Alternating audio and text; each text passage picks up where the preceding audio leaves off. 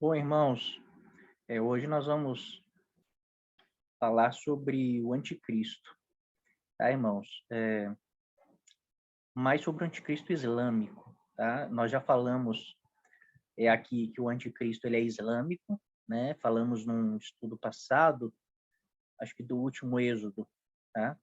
Aí os irmãos que quiserem saber mais desse assunto, assistam lá o estudo Último Êxodo, tá? Nós falamos um pouco sobre isso, já demos uma introdução lá, sobre a origem do anticristo, mas hoje nós vamos aprofundar mais um pouco nesse tema, né, e mostrar na Bíblia por que o anticristo ele será islâmico, tá, irmãos?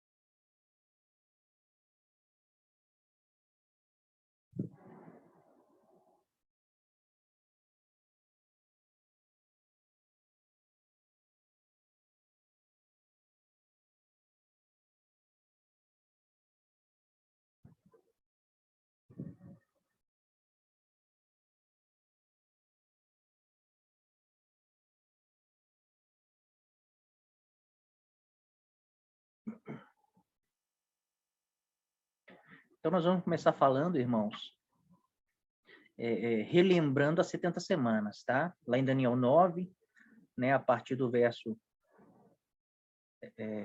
23, se eu não me engano, o anjo Gabriel está revelando para Daniel o que vai acontecer na última semana profética, tá, irmãos? Que são 7 anos proféticos. Os últimos 7 anos são acontecimentos que vão acontecer nos últimos 7 anos dessa era. No fim desses 7 anos, Jesus volta a estabelecer o seu reino, né? Já fizemos também um estudo das 70 semanas, tá lá no canal que a gente posta só os estudos, tá, irmãos?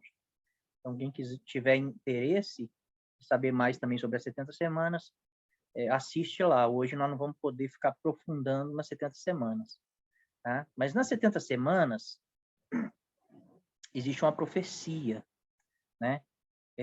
Que fala a respeito do anticristo, tá, irmãos? Então, fala assim no verso 26, fala assim: depois das 62 semanas, será morto ungido.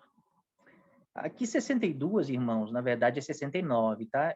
É 7 mais 62, dá 69. Depois os irmãos leem um contexto. Então, na semana 69, depois da semana 69, será morto ungido e já não estará, né? Ele vai ser arrebatado a Deus. E o povo de um príncipe que há de vir destruirá a cidade e o santuário, e o seu fim será num dilúvio. Então, aqui é importante a gente entender o texto, né? Que depois que Jesus morresse e fosse tirado da terra, o povo de um príncipe que há de vir no futuro, né? Não é o povo de um príncipe que existe, tá, irmãos? É um povo de um príncipe que há de vir, né, no futuro, mas o povo dele já existe. Destruirá a cidade e o santuário. Isso aconteceu no ano 70, né? A cidade e o templo foram destruídos. O seu fim será num dilúvio, e até o fim haverá guerra, desolações são determinadas. Ele quem? O príncipe que há de vir, tá, irmãos? Então, quando ele vier, ele há de vir no futuro. Então, quando ele vier,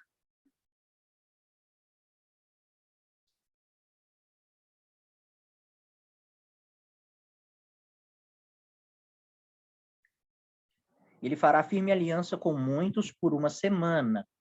Então, aqui, irmãos, nós temos a última semana, tá? Então, esse príncipe que há de vir, ele vai se manifestar nessa última semana profética. E aqui está falando o povo de um príncipe que há de vir no futuro, né?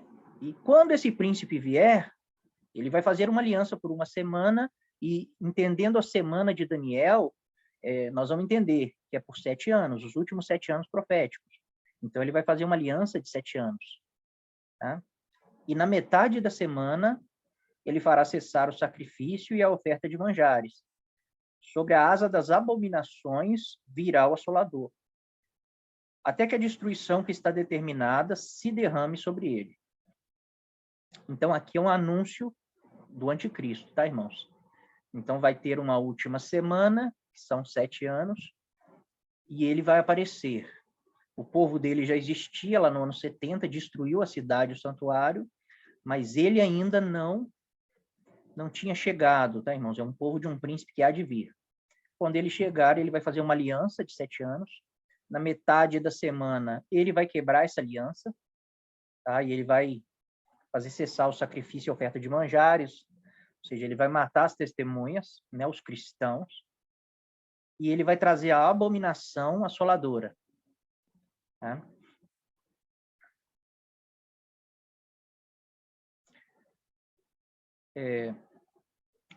Nós vamos ter que ver um pouco da história, tá, irmãos? Para a gente entender isso aqui.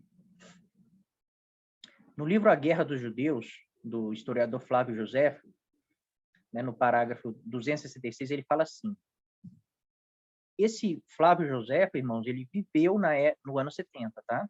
Então, ele está falando aqui de algo que ele viu, ele presenciou. Então, a chama brilhou imediatamente no interior. Ele está falando do templo, quando eles foram destruir o templo.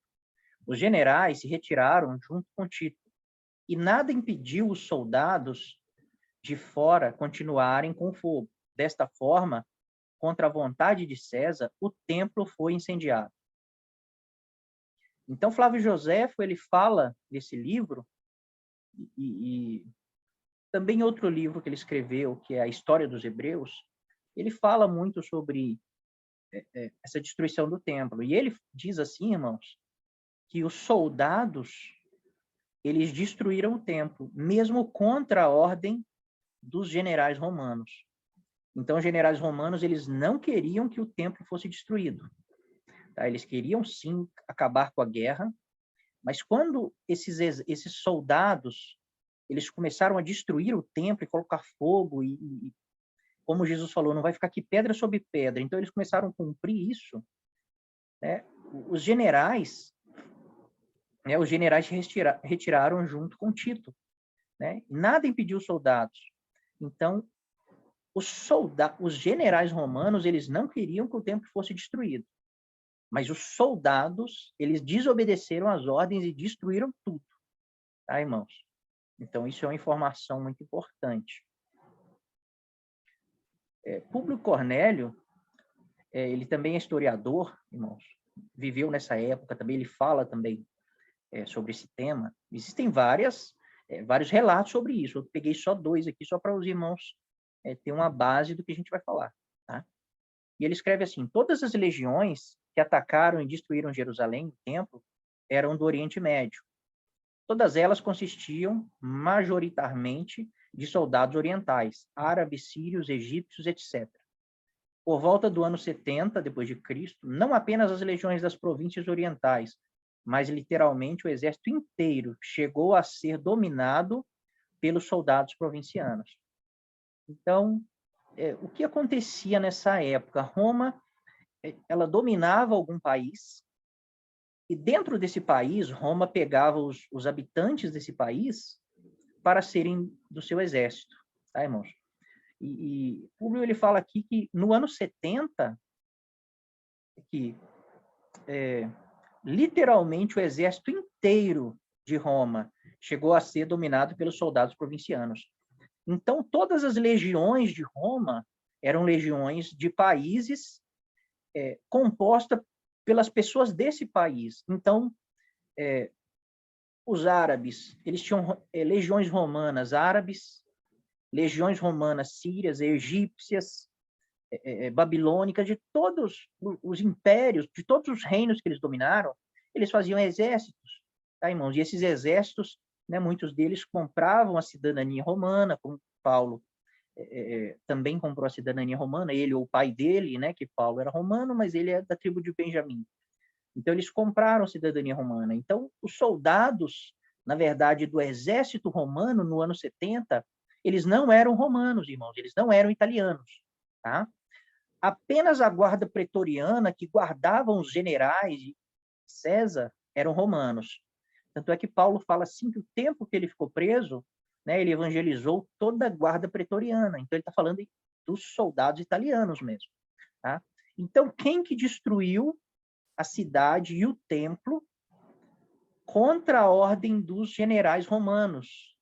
Né? Foram esse povo aqui, os árabes, os sírios, egípcios, né? e persas, etc. Foi todas as nações que estavam em volta ali de Jerusalém, as legiões foram convocadas para o cerco. Tá? Então, eles fizeram um cerco em Jerusalém e eles trouxeram essas legiões, porque o exército inteiro de Roma era feito de moradores das províncias. Tá bom, irmãos? Então, quando a gente lê a profecia de Daniel, que fala assim: o povo de um príncipe que há de vir destruirá a cidade e o santuário. Então, nós imaginamos esse povo que destrói, né? Nós imaginamos, não, é o fato. Esse povo que destrói a cidade, o santuário, eles são o povo do anticristo. Né? Então, eles são o povo do anticristo. Só que quando nós vemos na história de uma forma rasa, nós vemos que quem destruiu foi Roma. Foi Roma que destruiu a cidade e o templo. Então, logo, o nosso entendimento nos leva a acreditar, o anticristo, ele descende dos romanos, ele vem dos romanos, né? E daí sai a teoria que o Papa seria o anticristo, né? O Papa descende, né? O Papa é romano. Ele não é romano, né? O Papa não é romano, mas seria um Papa, algo surgido ali de Roma, da Itália, né? Então, é aí que vem a teoria do Papa anticristo, tá, irmãos? Mas quando nós aprofundamos na história, Flávio José fala disso várias vezes, tá? Eu peguei, os irmãos quiserem ler, é difícil achar, tá, irmãos? Porque os livros são muito grandes, mas eles falam. Esse povo que destruiu a cidade e o templo, eles não eram romanos, tá? Eles eram árabes, sírios. Eu li o texto ali agora, já esqueci. Egípcios, tá, irmãos? E etc. Então, era esse povo em volta ali de Israel. Então, o povo do anticristo não é Roma, tá, irmãos? Não são romanos. O povo do anticristo é esse povo aqui, os árabes, os sírios, os egípcios. Por que eles destruíram a cidade e o templo mesmo contra a ordem de César, de Tito, que era o general, que estava encarregado ali do cerco? Né? Porque esse povo, eles eram todos muçulmanos. Eles não eram muçulmanos, tá, irmãos? Os muçulmanos surgiram, a religião islâmica surgiu no século VII, se eu não me engano. Eles não eram muçulmanos, tá? Perdão. Eles eram povos que odiavam Israel, tá? Eles eram povos pagãos que odiavam Israel. Todos eles odiavam Israel, porque eles achavam que aquela terra era deles, né? Principalmente os árabes ali, eles são descendentes de Ismael, então eles acham que a terra prometida é Ismael, que é o legítimo herdeiro daquela terra que Deus prometeu dar a Isaac.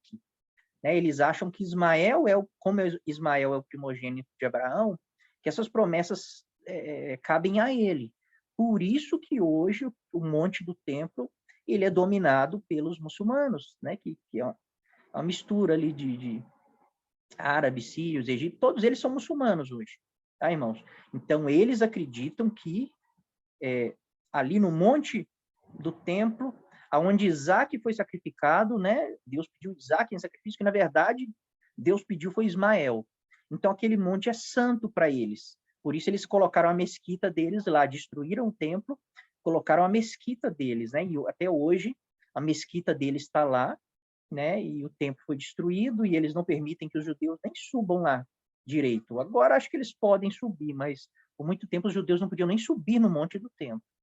Tá, irmãos? Então, esse povo, esses árabes, sírios, egípcios, todos esses povos em volta de Israel, né, eles têm o mesmo pensamento, né? Eles odeiam Israel. E no século VII, irmãos, né, surge o islamismo, tá? Através de Maomé, do século VI ali para o VII, surge o islamismo. E todos esses povos se tornam muçulmanos, islâmicos, tá? Todos esses povos se tornam islâmicos, os árabes, os sírios, os egípcios, os babilônicos, né, que hoje é o Iraque, os persas, que é o Irã, os assírios da época, todos eles se tornam muçulmanos, tá, irmãos? Então, esse povo que destruiu Jerusalém, eles não são romanos, tá? Eles não são romanos. Eles são todas essas etnias misturadas. E então logo nós vemos que não, o anticristo ele não vem de Roma. Ele é um príncipe desse povo, tá? Então, o que une todas essas nações hoje, os árabes, os sírios, os egípcios, que eram nações diferentes, né, localizadas ali ao redor de Israel, mas cada um tinha os seus deuses, a sua religião. Mas o que une eles hoje? Todo esse povo ele foi unido, os persas, né, que é o Irã, os babilônicos, que é o Iraque, todos eles foram unidos hoje em uma religião, tá? Que é o islamismo. Então, todos eles, todas essas nações hoje,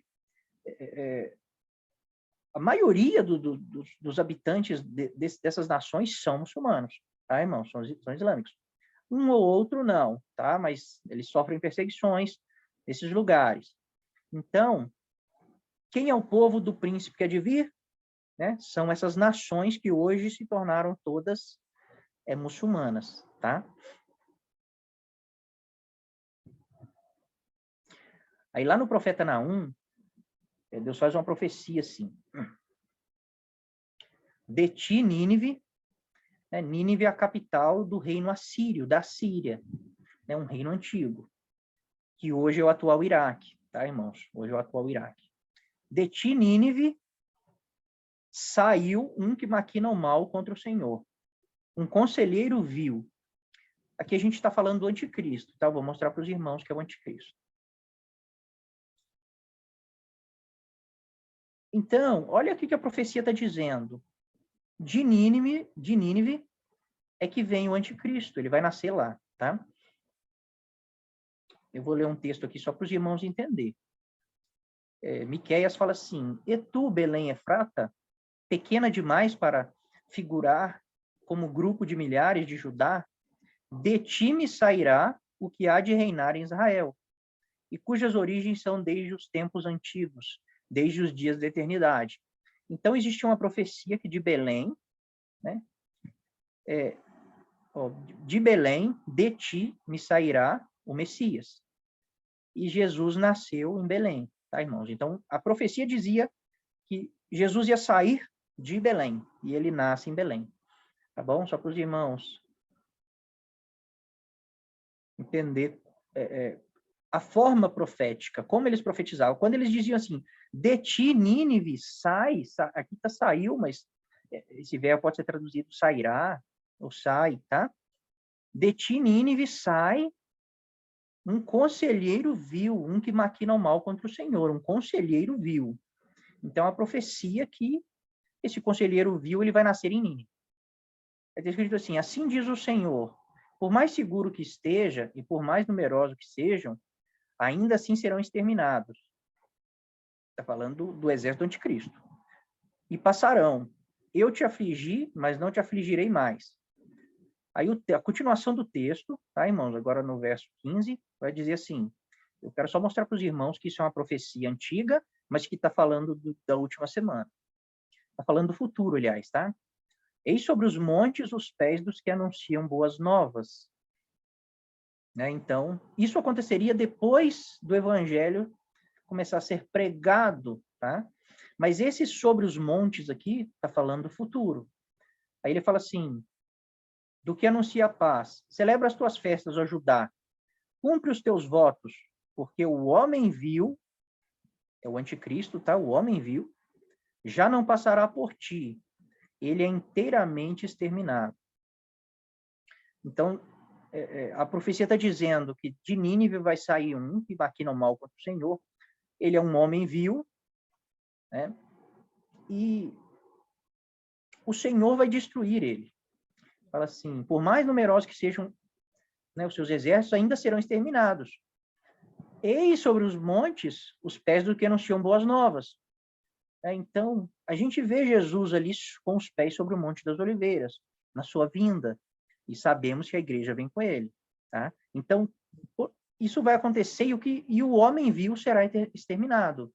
Tá bom, irmãos? Ele será de tudo exterminado. Aí, Miqueias, né? Deixa eu pular aqui. Continuação do texto. No capítulo 2. O destruidor sobe contra ti, ó Nínive. Guarda a fortaleza, vigia o caminho, fortalece os lombos, reúne todas as tuas forças. Porque o Senhor restaura a glória de Jacó como a glória de Israel. Porque saqueadores o saquearam e destruíram os seus sarmentos. Os escudos dos seus heróis são vermelhos. Os homens valentes vestem escarlata. Lembra que os pés dos que anunciam boas novas estavam sobre os montes? Então, aqui já está citando Joel 2 e 3, tá, irmãos? E Joel 3 fala assim, ó Senhor, né, Gog e Magog se reuniu ali no vale de Josafá, e o profeta fala, ó Senhor, faze descer os teus valentes. Então, tá citando aqui Joel 3 e vai citar Joel 2. Os seus heróis vestem vermelho, os homens valentes vestem escarlata. Cintila o aço dos carros no dia do seu aparelhamento, e vibram as lanças. Os carros passam furiosamente pelas ruas e se cruzam velozes pelas praças.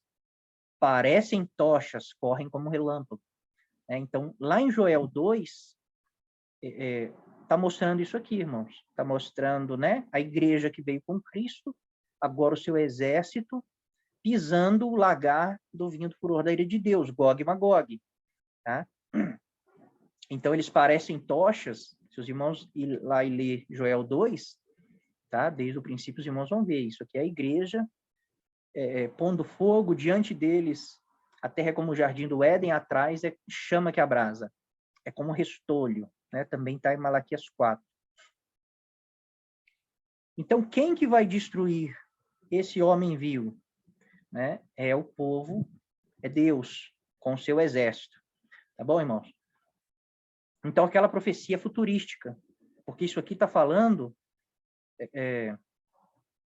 do tempo do fim. Porque Deus falou ali atrás, festeja, cumpre as tuas festas, Judá. Né? Celebra, porque eu vou restaurar Israel. Né? E o homem vil nunca mais passará, né? Nunca mais te assolará. E nós sabemos que Israel, né, Judá, tem sido assolado até hoje. Então, isso só vai se cumprir no fim, quando o Senhor vier estabelecer o seu reino. Tá, irmão? Aí lá em Daniel, vai falar assim, ó, depois se levantará em seu lugar um homem vil. Está falando homem vil de novo, tá, irmãos? As profecias, os profetas não usam palavras aleatórias, eles estão ligando profecias, tá? Então, Daniel fala assim, depois no seu lugar se levantará um homem vil, e esse é o anticristo, eu vou mostrar para os irmãos, ao qual não tinham dado dignidade real, mas ele virá caladamente e tomará o reino, com intrigas.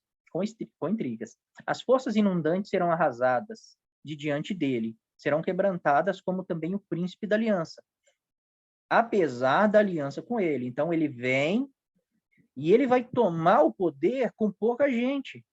Tá? Ele com pouca gente, que eles são minorias, mas eles vão tomar o poder. Eles vão fazer uma aliança e eles vão quebrar essa aliança. Na metade da semana, a Bíblia diz que, né, ali, o sacrifício diário vai ser tirado. Então, ali eles estão se revelando que eles são de verdade.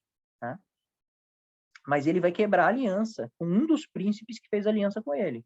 Então, até mesmo com o príncipe, que o principal, né, que fez aliança com eles. Usará de engano, subirá e se tornará forte com pouca gente. Continuação do texto. Então o homem vil tornará para a sua terra. Eu pulei alguns versículos, tá, irmãos? Mas depois os irmãos lê tudo. Com grande riqueza, e o seu coração será contra a santa aliança. Vai começar a perseguir, né, cristãos e judeus. Ele fará o que lhe aprouver e tornará para a sua terra. Dele, continuação do texto, agora o verso 31, dele sairão forças e profanarão o santuário, a fortaleza nossa, e tirarão o sacrifício diário, estabelecendo a abominação desoladora. Irmãos, então o homem vil, ele vai se levantar com pouca gente, ele vai conseguir se tornar grande, né? Ele vai quebrar a aliança que fez com outras nações, e vai se levantar contra o povo da Santa Aliança, e depois ele vai voltar lá em Israel e vai estabelecer a abominação desoladora. Aí Jesus vai falar assim, lá em Mateus 24, quando, pois, virdes o abominável da desolação, né, irmãos? Então, quem estabelece a abominação desoladora, que Daniel está falando, é o abominável da desolação, né? Quando, pois, virdes o abominável da desolação, de que falou o profeta Daniel, vê que Jesus está citando o que nós acabamos de ler. No lugar santo, quem lê, entenda. Então, os que estiverem na Judéia, fujam para os montes, porque nesse tempo haverá grande tribulação, como desde o princípio do mundo até agora não tem havido e nem haverá jamais. Então, isso aqui é o fim. Jesus está falando, quando o abominável da desolação, né, aparecer, vai ter uma grande tribulação como nunca houve e como nunca haverá. Não vai ter uma maior depois dessa, né, porque o reino é estabelecido. Então, o abominável da desolação, de que falou o profeta Daniel, que Daniel também chama de homem vil, é o mesmo homem vil que Naum chama, Naum fala que ele vem de Nínive. De Nínive vem um que maquina o mal contra o Senhor, um homem vil.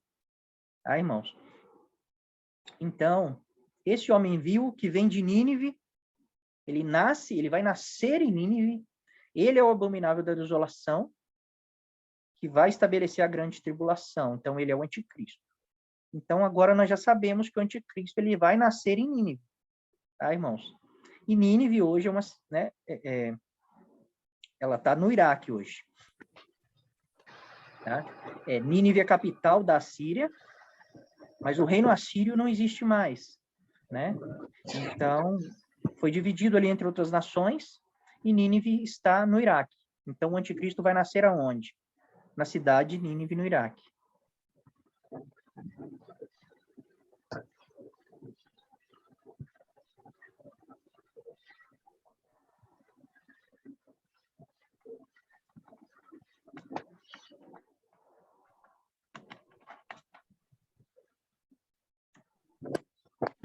Tá dando para acompanhar aí, irmão? Bruno.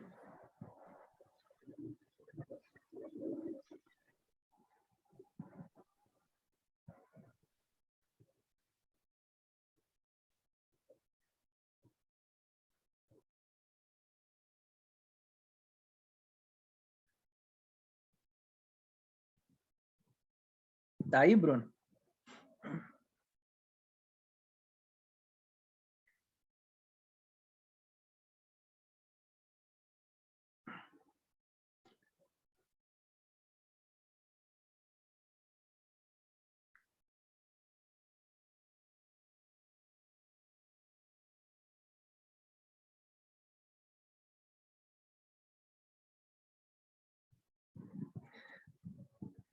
Ah, não, beleza. O Bruno respondeu aqui no chat.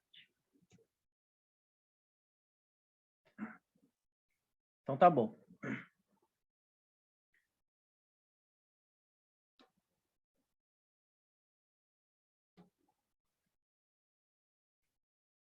Então a Bíblia, quando nós juntamos as profecias, irmãos, a Bíblia ela nos revela de onde ele nasce.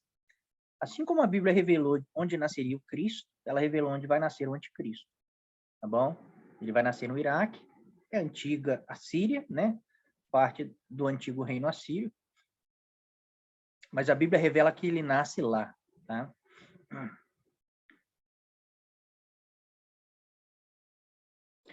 Aí lá em Apocalipse 2 está escrito assim, ao anjo da igreja em Pérgamo, Pérgamo hoje é a Turquia, tá, irmãos? Mas antigamente era o reino grego, tá? Pérgamo é uma cidade grega, hoje, né, foi dominada pelos turcos otomanos, né, depois de Jesus, levantou um grande império turco-otomano, e eles dominaram várias áreas, e agora Pérgamo pertence à Turquia, tá? É aquela região da Turquia ali. Os turcos dominaram aquela região e estabeleceram ali a República Turca, tá? Então, Pérgamo, antigo reino grego, tá? Antigo, Éfeso, aquelas cidades eram todas gregas, tá, irmão? Na época de Jesus, quando foi revelado ali o Apocalipse, era tudo cidades gregas, tá bom? Hoje estão na Turquia, são cidades turcas, porque os turcos otomanos tomaram aquela região, onde era ali o reino da Grécia. Aí a Grécia ficou só com um pedacinho lá agora, né, que é a Grécia. Mas a Turquia, toda a região da Turquia ali era parte do reino grego. Tá? Então, escreve estas coisas. Escreve. Eu leio muito bem. Estas coisas diz aquele que tem a espada afiada de 2 gumes. Conheço o lugar em que habitas, onde está o trono de Satanás. Então, a Bíblia revela para nós onde está o trono de Satanás, tá? O trono de Satanás está na Turquia, tá, irmãos? Então, o anticristo ele vai nascer no Iraque, tá? Em Nínive.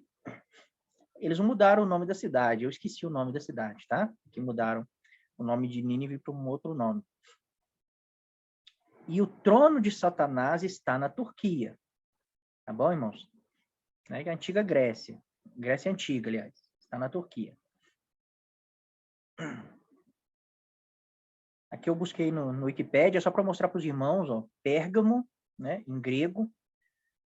Pérgamo, hoje conhecida por Bergama, foi uma antiga cidade grega, rica e poderosa na Eólia. Então, hoje está na Turquia. Hoje se encontra na Turquia. Tá, irmãos? Então, só para mostrar para os irmãos que, antigamente, realmente, essa cidade, todas aquelas cidades das cartas, as 7 igrejas, elas estavam na Grécia, tá? Quando Jesus escreve para elas, elas estão na Grécia. Mas hoje é a Turquia, tá bom? A Turquia conquistou lá e hoje é a Turquia. Aí lá em Apocalipse 13 fala assim, a besta que vi era semelhante ao leopardo, com pés de urso, né, com boca de leão, e deu-lhe o dragão o seu poder, o seu trono e grande autoridade. Então, o dragão nós sabemos que é Satanás, né? Então, Satanás vai dar o trono dele para o anticristo, para a besta, né, para esse reino que vai se levantar. Então, onde vai ser o trono de Satanás? Onde vai ser o trono que vai ser dado à besta, dado, né, a esse reino poderoso, ao anticristo? Ele está lá na Turquia, tá, irmãos? Em Pérgamo. Então, ele nasce, o anticristo nasce no Iraque, mas ele vai exercer a autoridade mesmo na Turquia, tá bom? O trono de Satanás, ele vai receber o trono, o poder e a autoridade de Satanás. Então, ele vai estabelecer o seu reino através da Turquia, tá?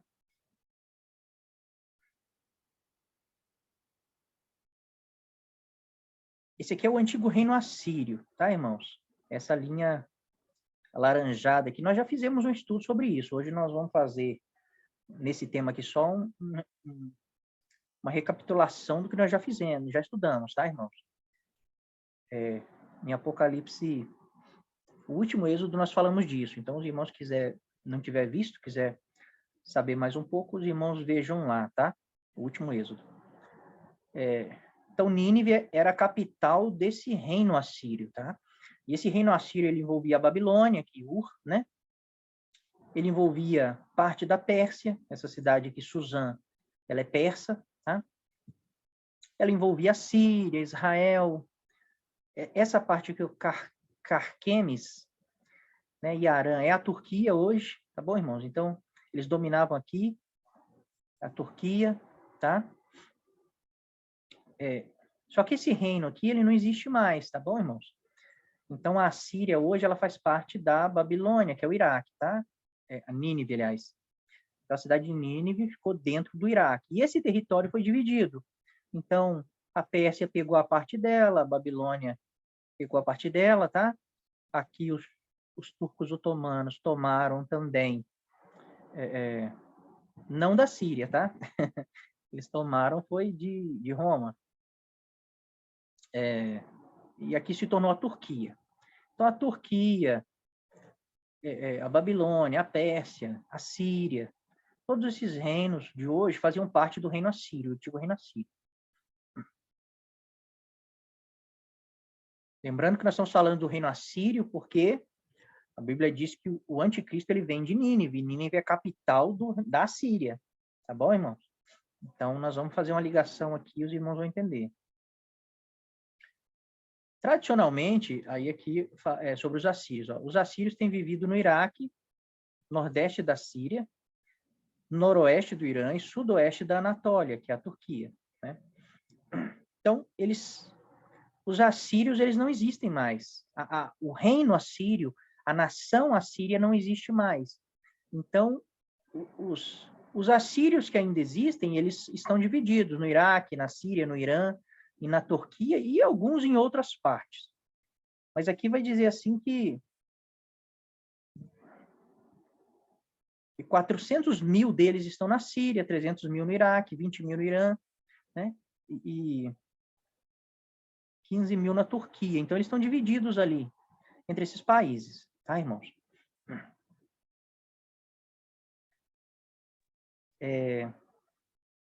Então, isso aqui era o reino assírio. Ficava aqui, vinha até na Turquia, aqui, descia aqui, né? Pegava isso tudo aqui, essa parte toda aqui. Só que o reino assírio não existe mais, tá, irmãos? Então, o que acontece? Os assírios, eles se dividiram aqui, ó, na Síria, né? 400 mil moram na Síria, 300 mil no Iraque, 20 mil no Irã, né?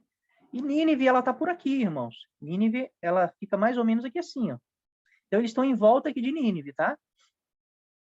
Estão em volta de Nínive, os assírios. Então, eles têm uma população. Existem ainda os assírios, mas não existe o reino dos assírios, tá? Não existe a nação assíria mais. Lembrando que Síria e Assíria são duas coisas diferentes, tá, irmãos? Até mesmo na Bíblia, a gente vê que são duas coisas diferentes. E nesse mapa aqui, ó, os irmãos vão ver que aqui a Síria existia junto com a Assíria, tá? Então, a Síria é aqui, a Síria é aqui, totalmente opostos aqui no mapa, tá bom? Então, Síria e Assíria são duas coisas diferentes. Então, esse povo não existe mais, eles estão espalhados entre a Turquia, o Irã, o Iraque e a Síria, tá? Lembrando que o Irã é a antiga Pérsia, tá? O Iraque é a antiga Babilônia, e a Turquia é a antiga Grécia, é a Grécia antiga, tá? A Turquia e a Grécia também, a antiga Grécia, é o antigo reino grego. Ele expandia todo esse território aqui, tá bom? Nós vimos lá que essas cidades que estão aqui na Turquia, que são as 7 igrejas, Pérgamo, Esmirna, Tiatira, hoje estão na Turquia, mas quando as cartas foram escritas, esse território era grego, eram cidades gregas, tá bom, irmãos? Então, a Turquia é a Grécia Antiga.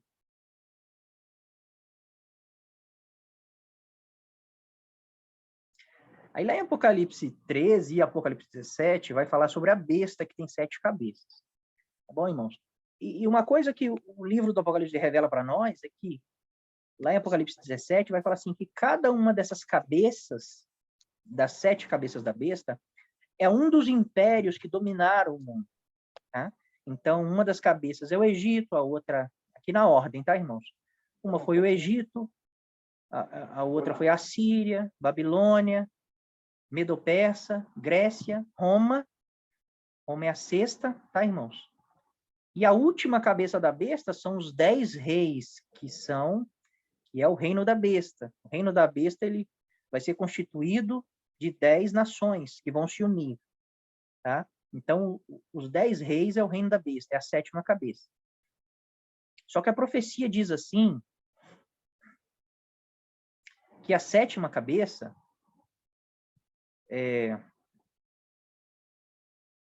a besta que era e agora não é o 8º rei. Então, a 7ª cabeça da besta ela é uma cabeça que já existiu, tá, irmãos? Fala assim, a besta que viste era, não é, mas ressurgirá. Não pus os textos, que nós já falamos disso. No outro estudo nós lemos todos os textos, tá? Então, se os irmãos quiserem pegar os textos, é só entrar no outro estudo. Hoje é só um resumo para falar do que a gente... do tema que foi proposto, tá, irmãos? Então, a Bíblia fala assim que a besta de Apocalipse 13, que está saindo do mar, né, que é o reino do anticristo, que ela era uma dessas 5 cabeças, tá? Fala assim, ela era, não é, então, ela não é no tempo de João, e no tempo de João, quem era a cabeça dominante? Roma.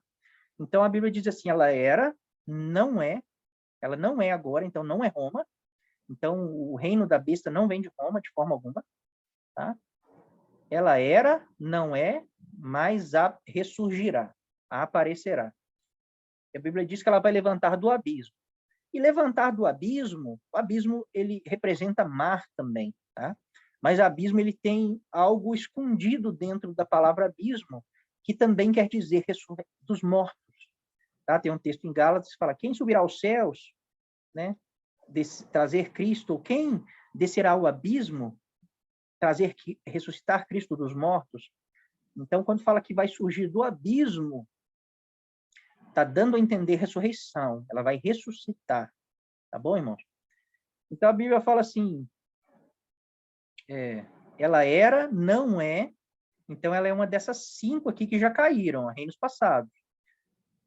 O reino da besta, a 7ª cabeça, é uma das 5 que caíram antes de Roma. Tá? Ela era, não é, mas ressurgirá. Tá bom, irmãos? E uma coisa interessante, que a Bíblia diz também que uma dessas cabeças, ela recebeu uma ferida de morte, mas ela viveu, ela foi curada. Então, a ferida dela era mortal, foi uma ferida à espada, mas ela viveu, ela foi curada. E toda a terra se maravilhou quando ela foi curada, quando ela surgiu do abismo. Tá? Então, uma dessas cabeças aqui foi ferida de morte. Tá bom, irmãos? Mas ela vai ressurgir. E ela que vai dominar. Ela que vai ser a cabeça desse império. Tá bom? A 7ª cabeça é uma das 5 caídas antes de Roma. Só que qual desses reinos aqui recebeu uma ferida de morte? Uma ferida à espada, né? Então, nós vemos que a Grécia existe ainda, um pedaço lá da Grécia existe. Os medo-persas é o Irã, e tem os medos lá também, que são os... esqueci quem são os medos. Mas eles ainda existem. A Babilônia é o Iraque, e o Egito ainda existe. Tá? O único país, a única nação que não existe hoje é a Síria. Lembra que o anticristo vai nascer em Nínive, que é a capital da Síria, né, que mudaram agora o nome, e ela está lá no Iraque. Então, a Síria não existe hoje. E por que ela não existe? Porque Deus, quando o rei Senaqueribe, o rei da Síria, enfrentou Deus, né, ali no episódio ali do rei Zedequias, ou Ezequias? Rei Ezequias, né? Ele falou que Deus não podia livrá-lo, e Deus enviou um anjo e feriu a espada 180 mil homens do exército assírio. Né? E nisso a Síria foi embora para casa, ela recebeu essa ferida mortal de Deus, a espada de Deus feriu ela, e quando ela perdeu todo esse poder ali, né, diante de Judá, ela caiu. Né? E aí a Babilônia ela veio, e a Babilônia, junto com os medos, eles vieram e, né, terminaram de destruir a Síria. Tomaram, e a Babilônia ela se tornou o grande império. Né? E o território assírio foi dividido entre os babilônicos, os persas, né, que é o Iraque, o Irã ali, na Síria. Então, o território foi dividido. Então, Deus feriu a espada à Síria. Tá? E ela praticamente morreu. Ela está praticamente morta, é uma ferida mortal, como a Bíblia diz. Mas a Bíblia diz que, no fim, essa cabeça ferida de morte, ela vai ressurgir, ela vai surgir do abismo. E o povo vai se maravilhar quando ela ressurgir. E todo o povo vai seguir, né, esse reino, vai adorar a besta por causa disso. Tá bom, irmãos? Então, é a Síria, tá? A Síria que se encaixa nesse perfil. Ela não existe hoje, né? O reino assírio não existe. Tá bom? Mas ele vai ressurgir, né? Essa aliança aqui dos 10 chifres, que são os 10 reis, a Bíblia está dizendo que é uma dessas cabeças aqui, mas a que foi ferida de morte, é a Síria. Tá? Lá em Daniel 7, Daniel ele tem uma visão. Ele vê 4 bestas saindo do mar. Tá? Lembra que lá em Apocalipse 13, João vê uma besta saindo do mar? Besta e animal significa a mesma coisa, tá, irmãos? Então, lá em Daniel fala de 4 animais, mas em outras traduções fala 4 bestas. Animal e besta é a mesma palavra. Então, o que Daniel vê? Ele vê um leão saindo do mar, um leopardo com 4 cabeças, um urso, e ele vê uma besta que ele não consegue identificar o que é, tá? Mas ela tem 10 chifres. E lá em Daniel 2, Daniel ele tem a visão da estátua, né? Nabucodonosor, na verdade, tem uma visão da estátua, um sonho, e Daniel interpreta. E essa estátua, ela é cabeça de ouro, né? Daniel fala que é a Babilônia, depois havia um outro reino, os braços e o peito de prata, que são os medo-persas, a cintura de bronze, que é a Grécia, as pernas de ferro, que é Roma, e os pés, que é ferro misturado com barro. Ele fala assim, os pés têm 10 artelhos, 10 dedos, e eles são ferro misturado com barro.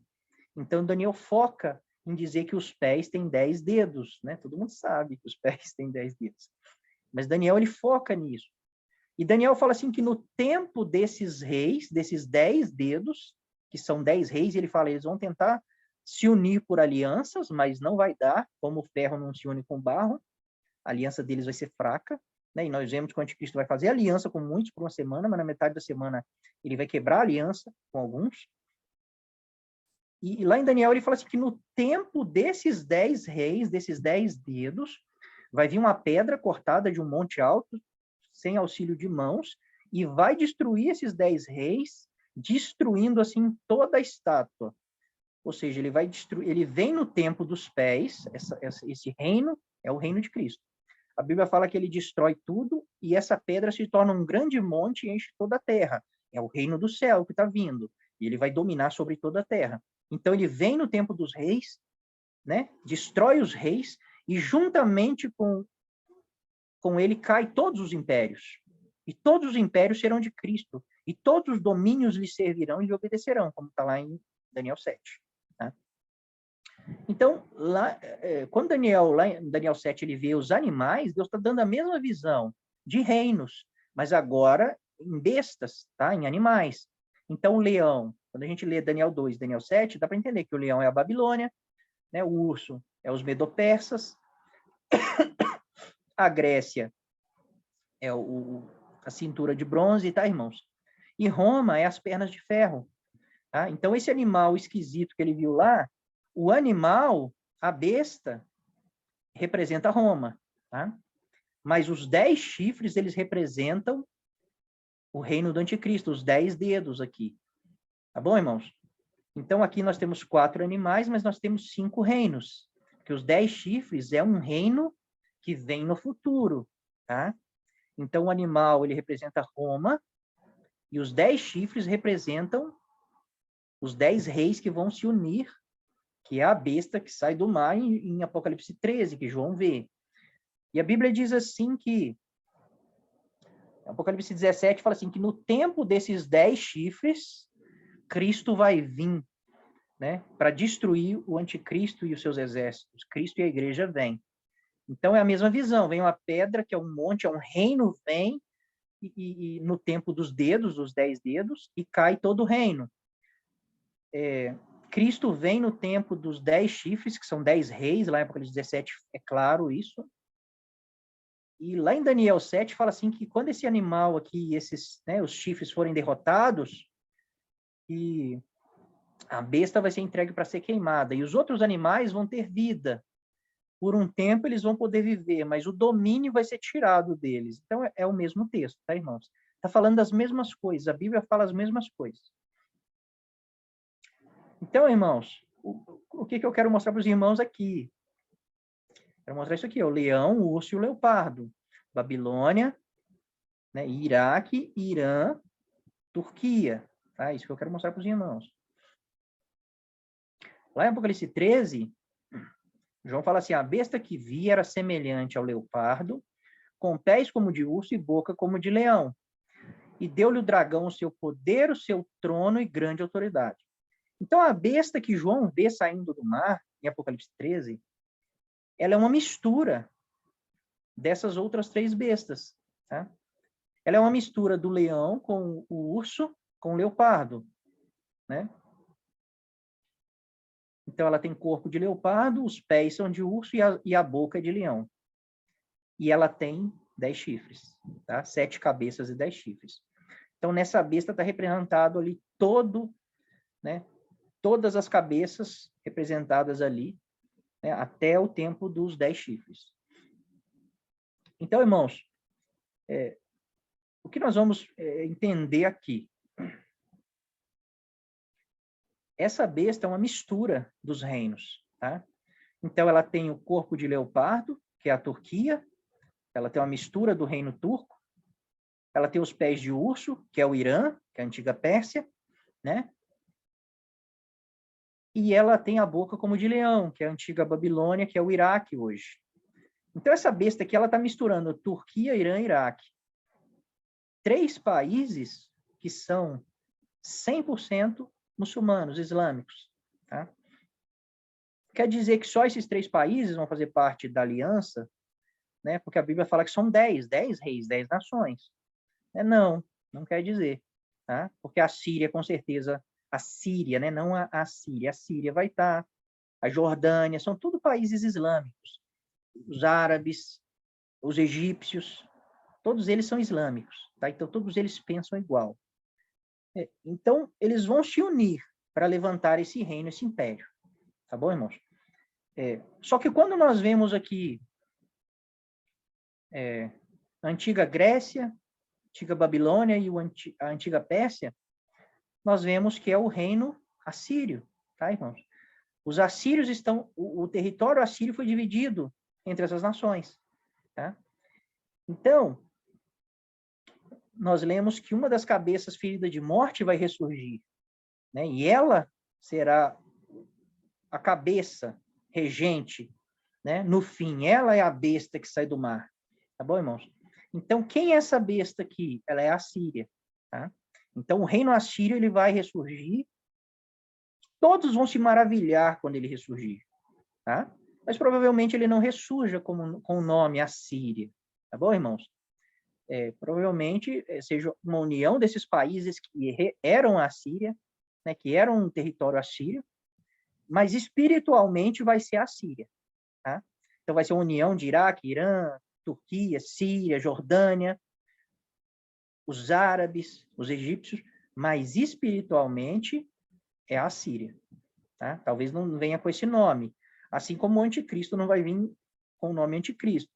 As pessoas não vão ficar chamando ele de anticristo, todo mundo vai achar, na verdade, que ele é um salvador. Né? Então, irmãos, o anticristo, ele vai nascer em Nínive, na capital da Síria. Tá? Então, ele é o rei da Síria. E a Bíblia chama ele de o assírio, né? Diversas vezes. Já dormiu? Hã? Ixi. Oxe, já? Dormiu, né, mãe? Imagina pra dormir.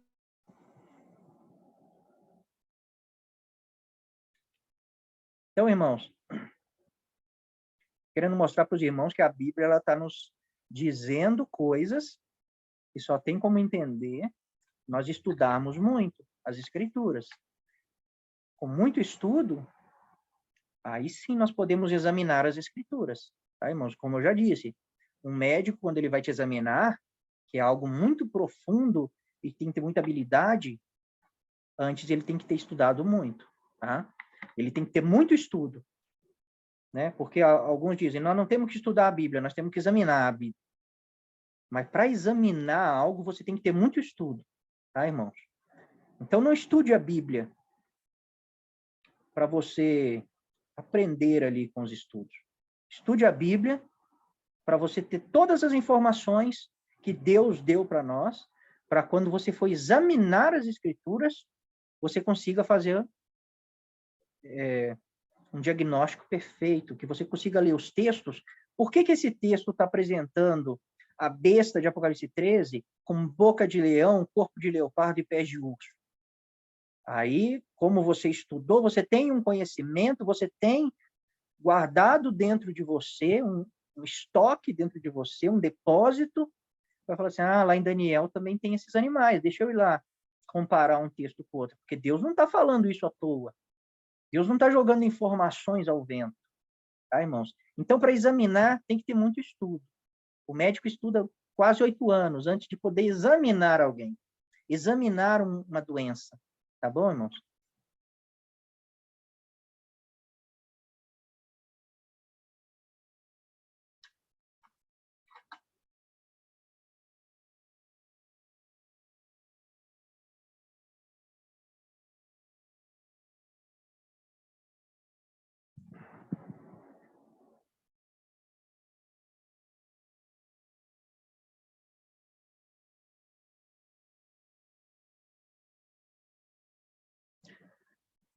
Aí lá em Apocalipse 13, lembrando que nós estamos falando sobre o anticristo islâmico, tá, irmãos?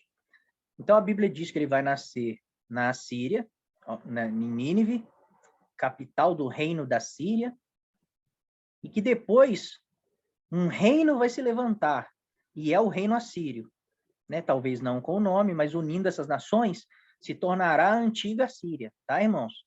Espiritualmente.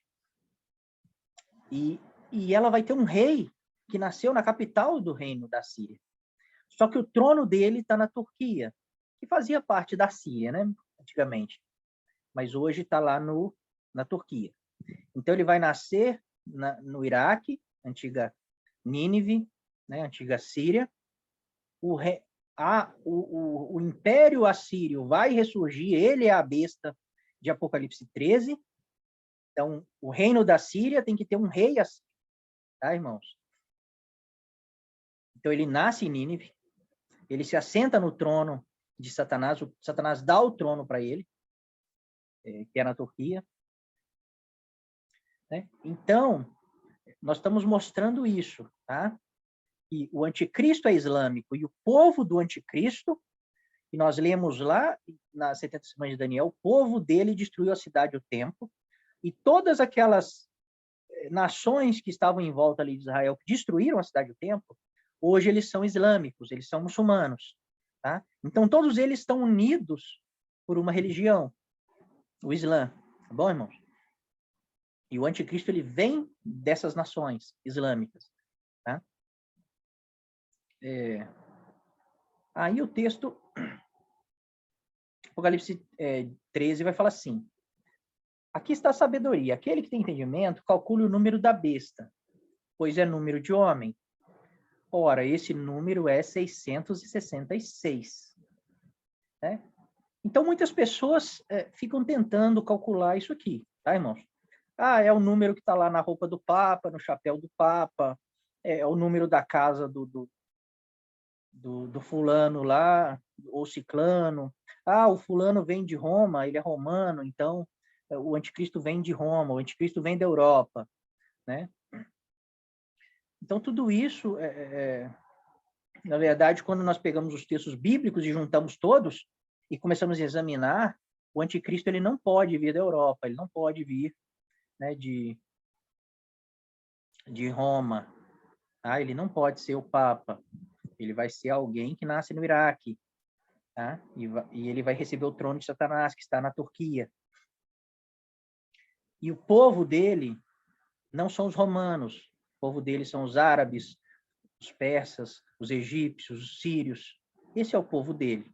Tá, irmãos? Então, tem como alguém ser de todas essas nações, né, que o povo que destruiu a cidade e o templo eram egípcios, sírios, árabes e mais alguns, tá lá, etc. Né? Não tem como ele ser de todos esses povos, né? Teria como ele ser de um dos povos, mas não de todos. Mas como nós falamos, o que liga esses povos, todas essas nações que destruíram a cidade e o templo? O que ligam eles que hoje eles todos são muçulmanos. Todos eles têm um mesmo pensamento, uma mesma lei. E lembrando que os muçulmanos, o país que é muçulmano, ele é regido pela lei da Torá. Então, a lei do país é como nós somos o Brasil, um país cristão. É como se nós fôssemos regidos pela lei da Bíblia. Então, todas as leis que estão na Bíblia fossem estabelecidas no Brasil, por exemplo. Né? Se alguém adulterar e for pego, vai ser apedrejado. Tipo isso, irmãos. Lá nos países islâmicos, a lei islâmica é que rege. Tá? Lá não tem separação igreja e Estado. É a religião que manda. Tá bom? Então, nós vemos textos do anticristo que diz assim, ele vai mudar os templos e a lei.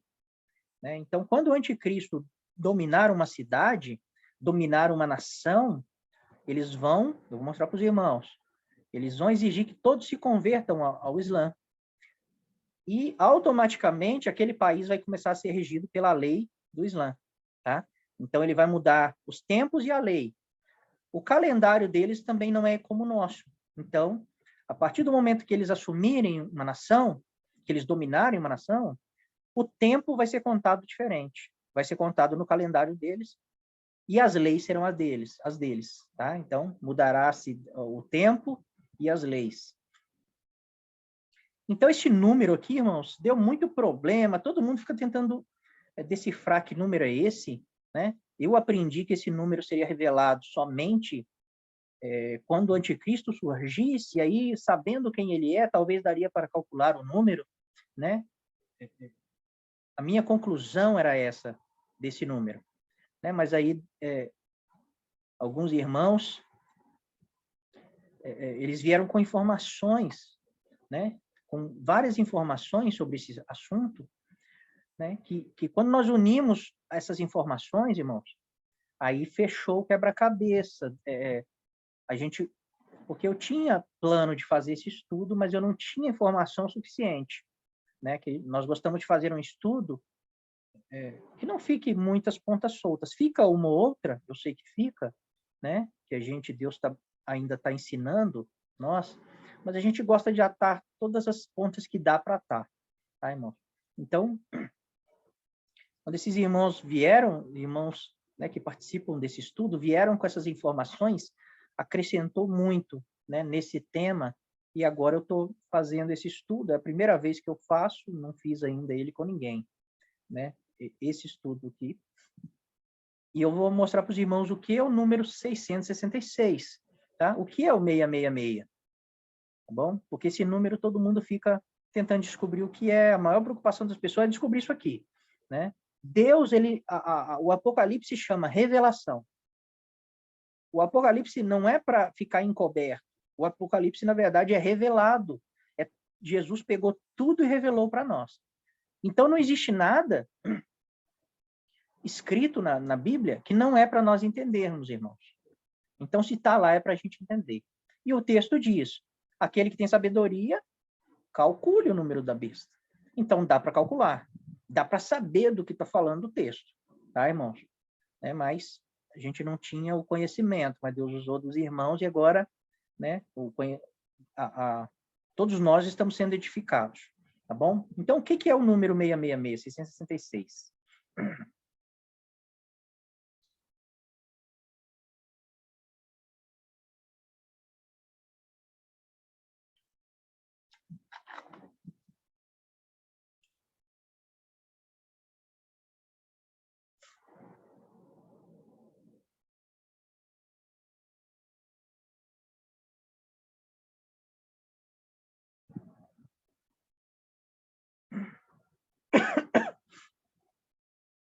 Lá no Códex Vaticano, irmãos, que é o documento mais antigo, né? É a Bíblia mais antiga, são enrolos ainda, tá? Esse número 666, ele é isso aqui, ó. Esses 3 números aqui, tá? Então, lá no Códex Vaticano, tá escrito assim, ó. Tá bom, irmãos? É isso aqui que tá lá, o 666. E eu tenho as traduções aqui antigas do grego, e eu tenho uma muito antiga aqui, e olha só como que ela está escrita. Esse Altov aqui, né, ele significa o número é, né? Aí vem esses 3 símbolos aqui, ó. Um X, né? 3 símbolos, tá, irmãos? Tá assim, ó. Pode ver que é os mesmos símbolos, tá? Só que aqui tem uns acréscimos aqui, ó. Aqui, ó, tem uns acréscimos que não estão na Bíblia, tá? Então, o que que os tradutores da Bíblia, quando pegaram o que João escreveu, o que que eles fizeram? Né? Essas 3 letras aqui, a gente não sabe o que é. Eles colocaram ali, tá? Do jeito que estava aqui, eles colocaram ali. Mas eles tiraram esse acento, tiraram, né, essa parte aqui, esses pontinhos, tá? Não fazia sentido para eles. Tá? E eles colocaram assim na Bíblia, que a Bíblia hebraica é grega antiga. Só que no meu aplicativo tem dicionário, tá? Igual eu cliquei aqui nessa palavra Eutof aqui, aí tem a tradução aqui, ó, né? Eu, minha, meu. Só que eu cliquei no X, nesse X aqui, ó. Aí, não foi encontrado tópicos no dicionário para X. Tá? Aí eu cliquei nesse Wzinho virado aqui, ó. Não foi encontrado tópicos, né? Aqui, ó, para palavrinha, não tem. E cliquei na outra também, ó, não foi encontrado. Então, irmãos, na primeira Bíblia que foi traduzida, tá, para o grego, né, que foi copiado dos manuscritos, esses 3 símbolos aqui, essas 3 letras, elas não tinham significado, porque elas não são letras gregas, tá, irmãos? Então, eles olharam os símbolos, não, isso aqui não significa nada em grego, nada, né? Então, não tem tradução. No dicionário grego, não existe uma tradução para esses 3 símbolos, tá bom, irmãos? Só que depois eles atualizaram a Bíblia, tá? E o que aconteceu? Eles pegaram aqueles 3 símbolos e deram um sentido para eles. Eles falaram assim, esse símbolo não deve ser letra, deve ser número.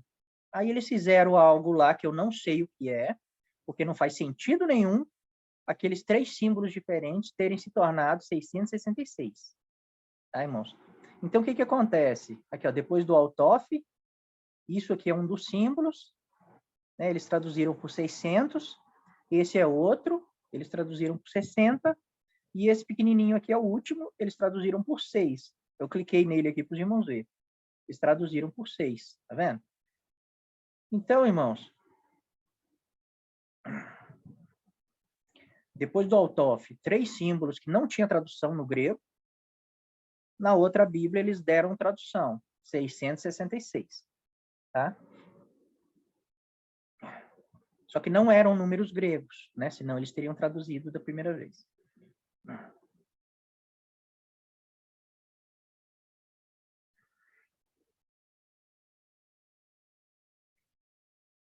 Olha a imagem aqui do Códex do Vaticano. Né? Tem o X, tem esse W e tem essa figura aqui. Isso aqui é um símbolo islâmico, tá, irmãos? Esse de cima aqui. É um símbolo islâmico, tá? Na maioria das mesquitas tem esse símbolo aqui, tá? O que isso significa? Né,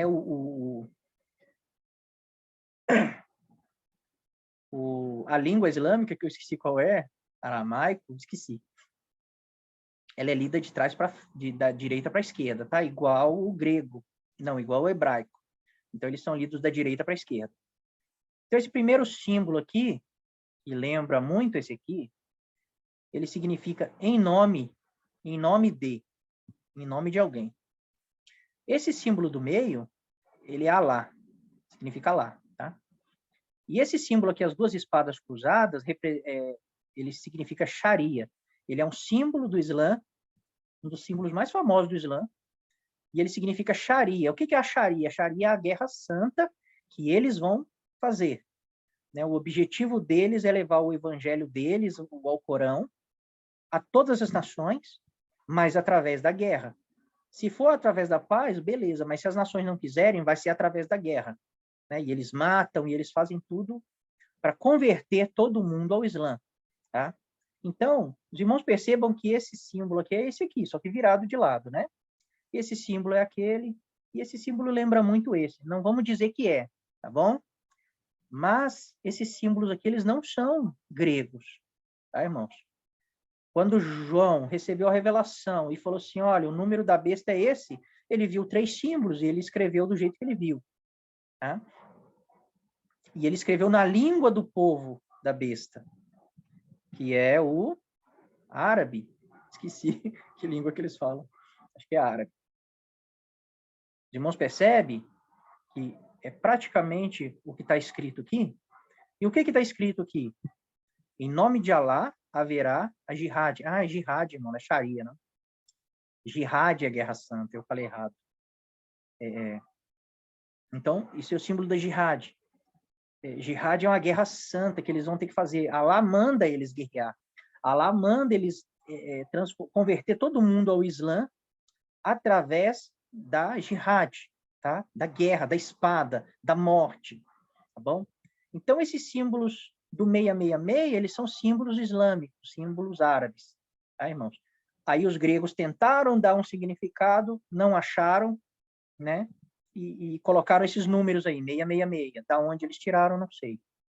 Como eles chegaram a essa conclusão, não faz sentido nenhum, na verdade. Tá?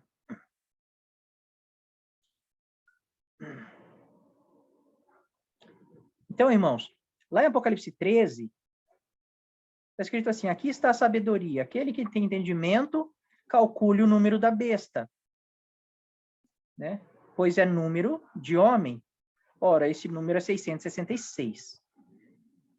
Entendendo, irmãos, que esse 666 não é isso que o texto lá estava dizendo, que na verdade aqui são aqueles símbolos, então logo não é um número, tá?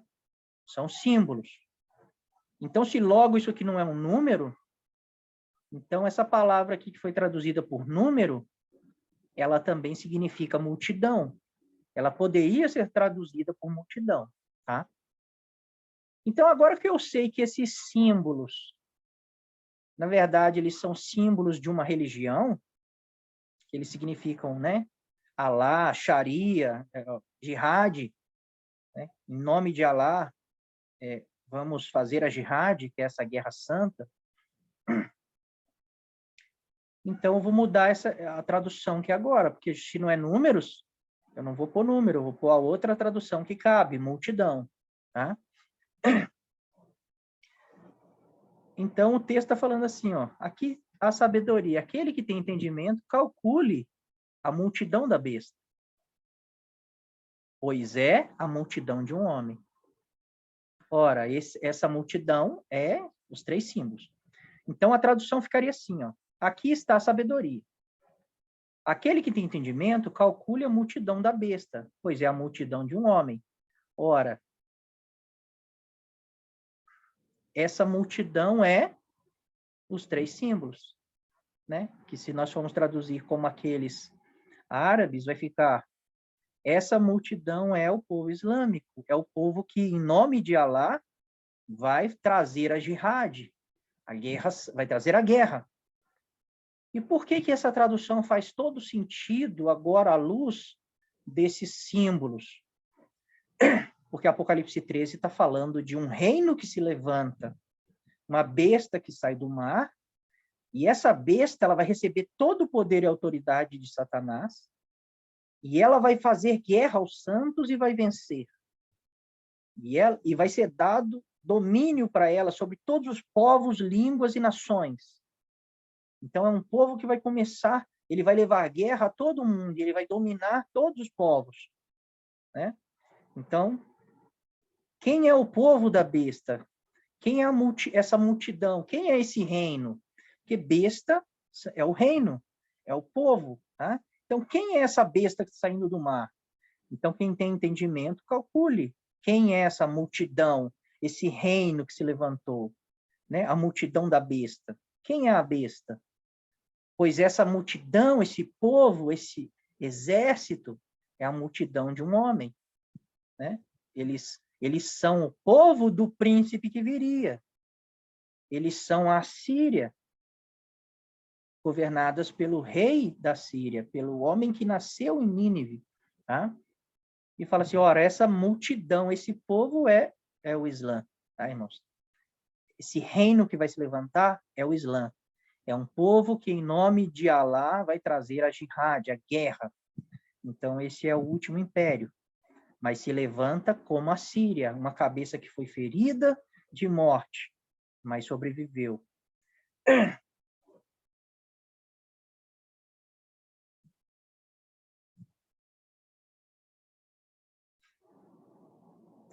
Aí eu vou ler alguns textos para os irmãos aqui do Alcorão, tá? Do Alcorão dos muçulmanos. Assim como nós, a Bíblia, ela rege a nossa vida, né? Ela decide como nós vamos viver, né? E ela diz o que nós temos que fazer. O Alcorão é assim para os muçulmanos, para os islâmicos, tá, irmãos? E olha o que o Alcorão ensina para esse povo, tá? Lembrando que o islamismo é a segunda religião, é a segunda maior religião do mundo. Só que a maior é o cristianismo. Só que o cristianismo envolve católicos, evangélicos, espíritas, povos que nem falam a mesma língua, tá? Mas o Islã, ele fala a mesma língua. O Islã, todos eles seguem o Alcorão. E todos os países islâmicos são regidos pela lei do Alcorão, tá? A lei deles acho que chama Sharia, por isso que eu confundi, tá? Todos eles são regidos pela Sharia, que é a lei islâmica. Então, eu pus aqui, irmãos, tá no Alcorão, tá? Sunata, que chama, segunda Sunata, no versículo 216, tá? Dá para baixar o Alcorão na pré-história, eu até baixei para mim conferir se estava assim mesmo, tá, irmãos? Aí vocês conseguem, Sunata 2, vai estar escrito isso aqui, se os irmãos quiserem conferir, tá? Eu peguei só alguns, tem muitos. Eu peguei só alguns para os irmãos terem uma noção do que esse povo crê, tá? Está-vos prescrito a guerra pela causa de Alá, embora o repudieis. É possível que repudieis algo que seja um bem para vós e, quiçá, gosteis de algo que vos seja prejudicial. Todavia, Alá sabe todo o bem que fizerdes. Alá, ele tomará consciência. Então, o texto está dizendo, a guerra, ela está prescrita, né? E a guerra, ainda que não seja algo bom, que vocês não gostem, nem Alá, mas é algo que é pelo bem. E Alá, né? Ele vai saber julgar vocês. Vocês estão fazendo coisas más, mas por um bem. Infundiremos terror nos corações dos incrédulos, por terem atribuído parceiros a Alá, entre outros Jesus e o Espírito Santo, sem que ele lhes tivesse conferido autoridade alguma para isso. Sua morada será o fogo infernal. Quão funeste é a morada dos iníquos. Então, eles têm um ódio dos cristãos por ter atribuído a Deus, Alá é Deus, tá, irmãos? Jesus e o Espírito Santo, né? Como os cristãos falam. Jesus é o Filho de Deus. Eles não aceitam que Deus tem um filho, tá? O Espírito Santo é Deus. Eles não aceitam isso, tá bom? Então, infundiremos terror no coração dos incrédulos, porque eles fizeram isso. Que façam guerra pela causa de Alá, aqueles dispostos a sacrificar a vida terrena pela futura. Porque a quem fizer guerra pela causa de Alá, quer sucumba, quer vença, concederemos magnífica recompensa. Anseiam os hipócritas que renegueis o islamismo, como renegaram eles, para que sejais todos iguais. Não temeis a nenhum deles por confidente. Não tomeis a nenhum deles por confidente, até que tenham se voltado para a causa de Alá. Porém, se rebelarem contra o islamismo, capturai-os então, matai-os, onde quer que os acheis, e não tomeis a nenhum deles por confidente, nem por socorredor. Então, isso aqui são os ensinamentos da Torá.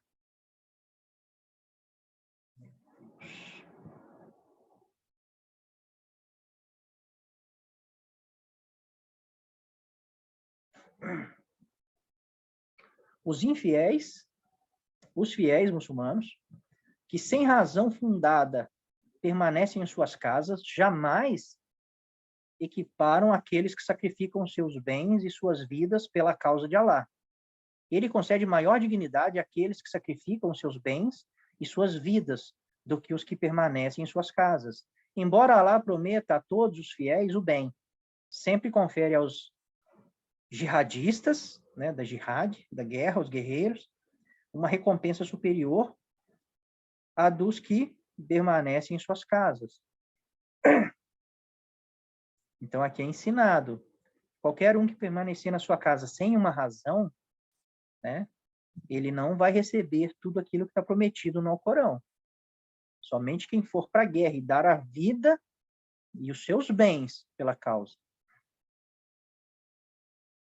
O castigo para aqueles que lutam contra Alá e contra o seu mensageiro Maomé e semeiam a corrupção na terra é que sejam mortos ou crucificados, ou lhes seja decepado a mão e o pé oposto, ou banidos. Tal será para eles um aviltamento nesse mundo, e no outro sofrerão um severo castigo. Então, como que qualquer um que lutar contra Alá, contra esse reino islâmico, como que ele vai ser punido? Ele vai ser morto, crucificado, vão cortar a mão e o pé opostos, né? A mão direita e o pé esquerdo. Esse é o castigo. É assim que eles têm que punir quem se levantar contra Alá. E de quando o teu Senhor revelou aos anjos, estou convosco, firmeza, pois aos fiéis logo infundirei o terror no coração dos incrédulos. Decapitai-os e decepai-lhes os dedos. Então, aqui é uma promessa, né, de quando o Senhor revelou aos anjos, estou convosco, firmeza. Então, agora não está acontecendo nada, né? Mas eu estou com vocês, continuem firmes, pois logo eu infundirei o terror no coração dos incrédulos. Decapitai-os, decepai-lhes os dedos. Nós vemos que Jesus fala assim que muitos vão morrer decapitados na grande tribulação. Tá? E o Islã, ele mata sim, os infiéis têm que ser decapitados. Tá? Quando eles forem ser punidos, aí eles cortam os dedos, as mãos, eles vão deixar vivo. Mas eles matam crucificados ou decapitados. Tá? Então, aqui é uma promessa de Alá, revelada pelo anjo. Se mantém firme na Torá. Na Torá não, no Alcorão. Né? Pois logo vai chegar o tempo em que eu vou infundir terror no coração dos incrédulos. Aí, nesse dia, vocês vão decapitá-los e todas essas coisas. Esse papel é seu? Eu coloco quanto? Não, no presente? Não, lá não. Já sei. Ó? Então. Ah, tá. Beleza.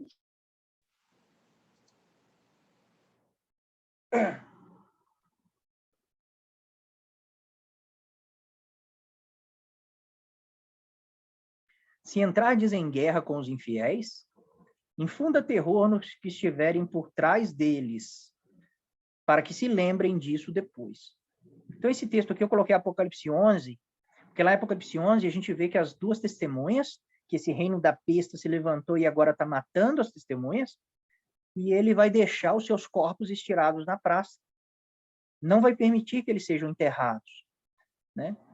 E por que ele vai fazer isso? Para dar uma mensagem para os outros, né? Qualquer um que for pego pregando o evangelho, falando de outro Deus a não ser Alá, né? Ele será, é assim que ele vai morrer. Provavelmente, fala que os corpos ficaram estirados na praça, mas eles podem estar lá crucificados, que eles matam por crucificação, né? Podem estar amarrados em postes, como Roma fazia.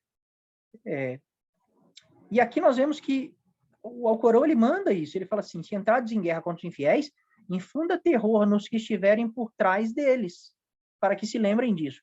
Então, por que os corpos vão ficar estirados na praça? Para infundir terror no coração das pessoas. E todo mundo vai ver aquilo, né? Vai se lembrar disso e vai ter medo de pregar, vai ter medo de falar contra esse reino da besta, né? Que é o Islã, tá bom? Então, nós vemos que eles têm mandamento para isso. Então, eles vão fazer coisas, quando eles entrarem em guerra, que eles não vão somente ser maus com os que eles vão matar de uma forma tão terrível para que os outros que verem, os que estão por trás deles, né, que eles tenham medo no coração, né? Não é dado a profeta algum fazer cativo de guerra antes de ter promovido grande chacina em sua terra. Isso está no Alcorão, irmãos. Então, está falando aqui, ó, Deus não ordenou, Alá não ordenou a nenhum profeta para que escrevesse ou para que fizesse prisioneiros antes de promover uma grande chacina nessa terra. Então, quando eles tomam um reino, quando eles tomam uma nação, eles oferecem, sim, olha, ou vocês se convertem ao Islã, ou vocês morrem, vocês vão ser infiéis, mas o Alcorão ensina a dar uma chance. Não, dá uma chance, né? Oferece para eles se converter ao Islã. Se eles não se converter, você mata. Mas se eles se converterem, né, eles vão servir a Allah. Só que o texto aqui está dizendo assim, quando vocês tomarem uma nação, não é para fazer prisioneiro, antes de matar muitos. Então, como que eles vão tomar? Eles vão invadir a nação, eles vão matar muito dessa forma terrível, e depois os que sobrarem, eles vão oferecer. Você nega os teus deuses? Você nega que Jesus é o Filho de Deus? Né? Você nega todas essas coisas aí? E você quer, né? Você aceita o Islã? Você se converte? Então as pessoas terão que se converter, né? E negar os seus deuses, negar Jesus, negar qualquer santo que acredite, negar tudo, tá, irmãos? Mas antes eles vão promover grande matança, né? Grande chacina. Mas quando os meses sagrados houverem transcorrido, aqui é o que eu acabei de falar, eles entravam na terra, matavam cruelmente várias pessoas, e depois os que sobraram, eles chamavam para se converter ao Islã, só que eles davam tempo. Você tem tantos meses para se converter ao Islã. Então a pessoa ficava indo lá no Islã, aprendia de Alá, e quando acabasse eles tinham, vamos supor, 3 meses. Quando acabasse esses meses que eles deram para os incrédulos, se eles não tivessem se convertido ao Islã, aí eles seriam mortos. Tá? Então ele fala aqui, ó, mas quando os meses sagrados houverem transcorrido, matai os idólatras, onde quer que os acheis. Capturai-os, acossai-os e espreitai-os. Porém, caso se arrependam, se convertam ao islamismo, observem a oração e paguem o zakat, abri-lhes o caminho. Sabei que Alá é indulgente e misericordioso. Então, é assim que eles fazem. Eles entram, matam, fazem uma grande chacina, oferecem aos demais daí a opção de se converter ao islamismo, dão um tempo, acabou esse tempo, aqueles que eles acham que não se converteu, eles matam. Eles espreitam, eles ficam vigiando se a pessoa realmente converteu, então eles matam. Mas os que se converteram, eles aceitam, né? Eles abrem o caminho para eles servirem a Alá. Os judeus dizem, Ezra é filho de Alá. Os cristãos dizem, o Messias é filho de Alá. Tais são as palavras de suas bocas, repetem com isso as de seus antepassados incrédulos, que Alá faça guerra contra eles, como se desviam. Então, eles não aceitam se falar que Deus tem um filho. Tá? Então, falar que Jesus é o filho de Deus, para eles é inconcebível.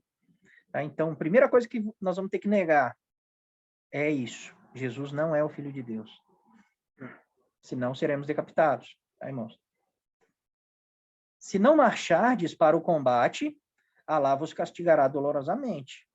Suplantar-vos-á por outro povo. Né? Vai trocar vocês por outros. Em nada podereis prejudicá-lo, porque Alá é onipotente. Então, o que o texto está dizendo? Se vocês não ir para o combate, para a jihad, Alá vai castigar você dolorosamente e vai pegar outras pessoas e pôr no seu lugar. O propósito de Alá, que é a guerra, que é a jihad, não vai ser impedido, porque ele é onipotente. Então, eles não têm opção, tá, irmãos? E se pensamos em destruir uma cidade, primeiramente enviamos nossos mandamentos aos seus habitantes abastados que estão nela. Mas eles os transgridem, então a cidade merecerá o castigo, nós a aniquilaremos completamente. Então, antes de tomar a cidade, eles enviam, né, antes de destruir a cidade, entrar e destruir, fazer toda aquela chacina, eles enviam primeiro, né, seus evangelistas, aos ricos, aos poderosos da nação. Se eles não se converterem, né, então eles entram e fazem toda a chacina, tudo que a gente falou. Serão malditos onde quer que se encontrarem, deverão ser aprisionados e cruelmente mortos. Tal foi a lei de Alá para com aqueles que viveram anteriormente. Nunca acharás mudança na lei de Alá. Então, eles estão falando aqui da mesma forma que Maomé fazia, o Império Otomano, né, que depois do Império Romano, o Império Otomano se levantou e ele levou, o Império Otomano ele levou a jihad e ele chegou a dominar, né, quase o mundo todo. A Europa, praticamente toda ali, ele dominou, a Ásia, né? E esse Império Otomano, ele era muçulmano, ele levava a jihad, ele estava fazendo essa guerra santa que o Alcorão manda, irmãos. E foi uma guerra entre o islamismo e o cristianismo. Todas as nações cristãs se uniram para lutar contra esse povo islâmico, tá?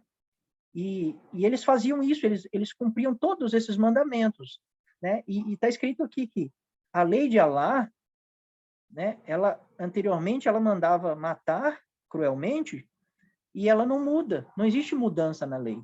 Então, quando o anticristo surgir, que ele convocar o seu povo, né, que eles se levantarem como império, eles vão ter que fazer as mesmas coisas, tá? Eles não podem mudar.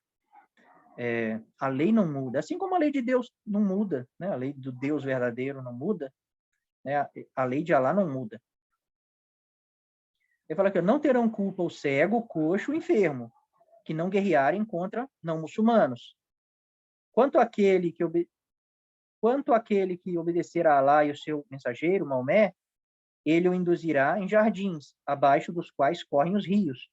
Por outra, quem desdenhar será castigado dolorosamente. Então, quem não vai poder ir para a guerra, quando a guerra vier, os coxos, os cegos, os enfermos, esses terão desculpa para não ir. Mas qualquer outro que não ir para a guerra, que não estabelecer a Sharia, que não matar com crueldade, jihad, e não matar com crueldade, eles serão castigados dolorosamente, né? Então, eles vão ser castigados pelo próprio povo deles. Então, nenhum deles vai se abster da guerra. Eles vão ir para a guerra, porque não ir para a guerra, eles vão ser castigados por esse povo, né? E eles vão ser castigados dolorosamente, severamente. Então, não existe opção, né? Hoje, nós podemos até conhecer muitos islâmicos bonzinhos, que pregam paz, todas essas coisas. Mas quando vier essa guerra, eles não poderão ficar em casa, eles terão que ir, eles terão que guerrear, eles terão que espreitar o seu vizinho e matar o seu vizinho. É porque esse é o mandamento deles.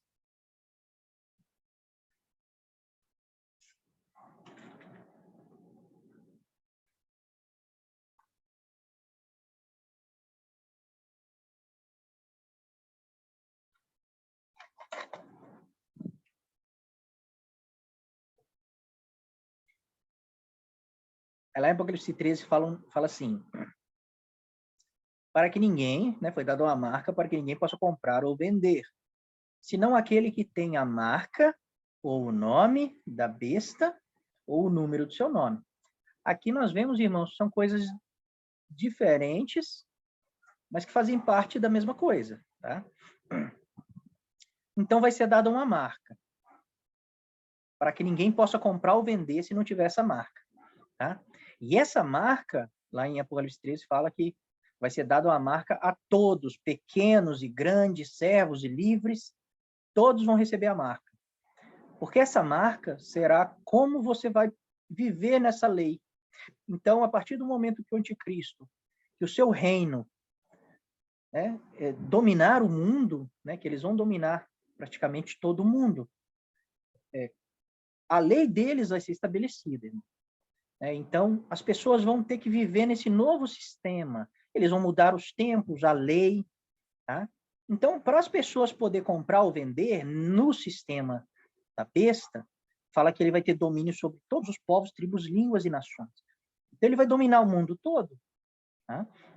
Não quer dizer que todo mundo vai adorar a besta, adorar ele, mas ele vai dominar o mundo todo. Então, o mundo todo vai ter um novo sistema de compra e venda, que é a marca da besta, tá bom? Então, fala assim que ninguém vai poder comprar ou vender se não tiver essa marca, ou o nome da besta, ou o número do seu nome. Então, os irmãos percebem que tem três coisas diferentes aqui. São coisas diferentes, mas é a mesma coisa. Mas isso implica em um entendimento profundo. Porque a Bíblia diz que quando Jesus vier, em Apocalipse 14, ele vai jogar no lago de fogo todo que tiver recebido a marca da besta e ter adorado a besta. Então, quem recebeu a marca e adorou a besta, vai ser jogado vivo no lago de fogo. Então, se nós entendermos que a Bíblia diz que todos receberão a marca, menos os escritos no livro da vida, né? E quando Jesus vier, se ele jogar todos que receberam a marca no lago de fogo, não vai sobrar ninguém para o milênio. Então, a igreja vai vir reinar sobre nada, tá? E nós vemos que no milênio as nações estão lá, estão vivas, depois da vinda de Jesus. Então, Jesus ele não veio e jogou todo mundo no lago de fogo. Só que a Bíblia diz que a marca foi dada a todos. Tá? Então, essa marca ela é algo que vai ser dado realmente, uma marca física, para as pessoas comprarem ou venderem. Tá? Quem vai poder comprar ou vender também nesse reino? Quem tem o nome da besta. Ter o nome da besta, irmãos, nós vemos assim que os selados de Deus, quando nós fizemos o estudo dos 144.000, nós vemos isso. Que os selados de Deus, eles vão ter o nome de Deus escrito na testa. Tá? Então, o nome de Deus vai estar escrito na testa deles.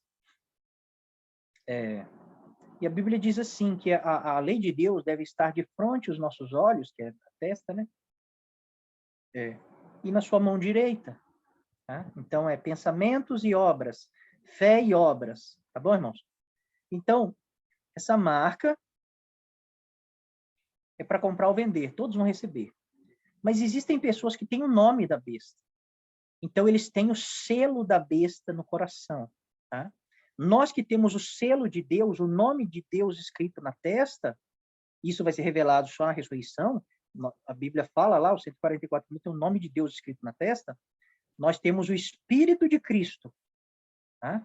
Então, o Espírito de Cristo está sobre nós. Nós somos um com Cristo. Quem tem o nome da besta, ele tem o Espírito do Anticristo. Então, eles são um com o Anticristo. Então, eles são um com a besta, aliás, né? Com esse reino, com esse... Então, quem tem o nome da besta é quem adora lá.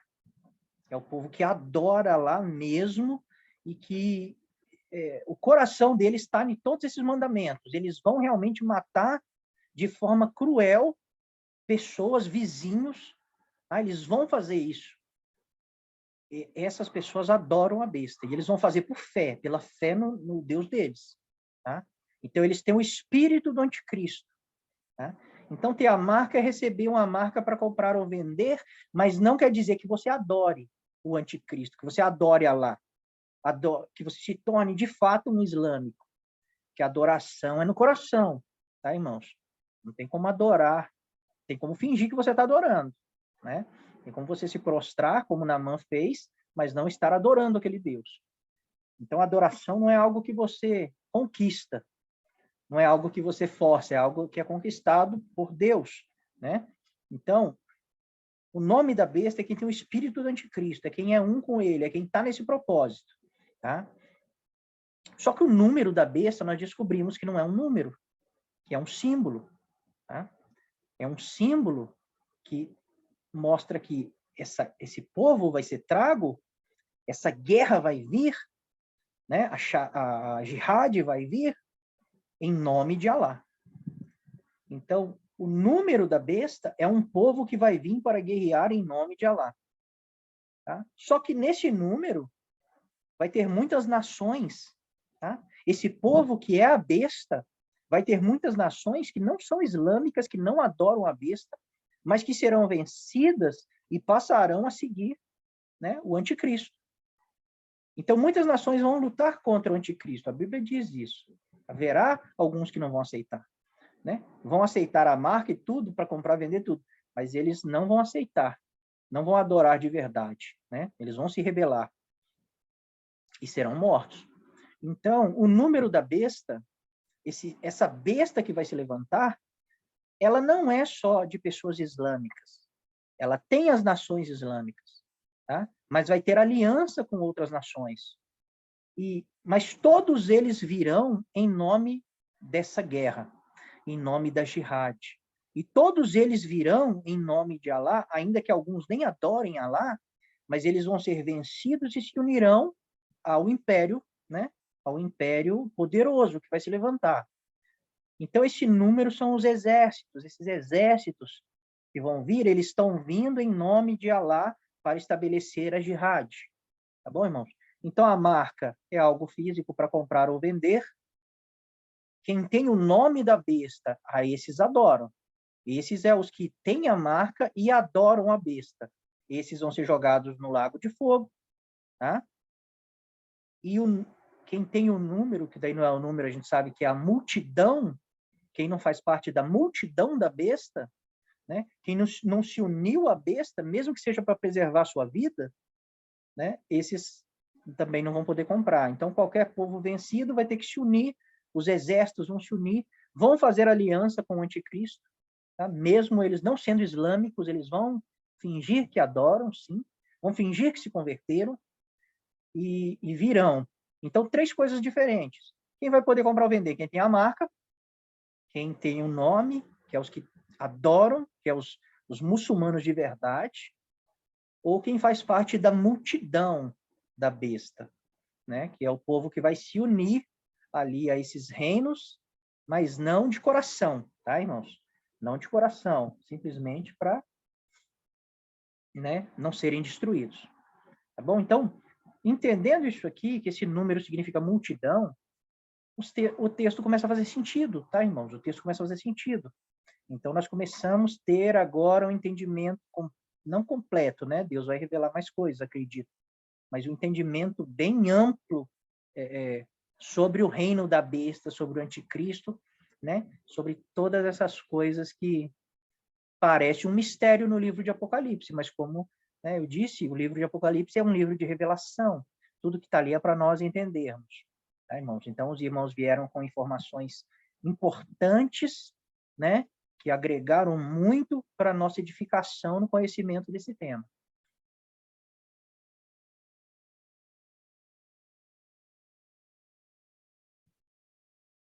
Enfim, né?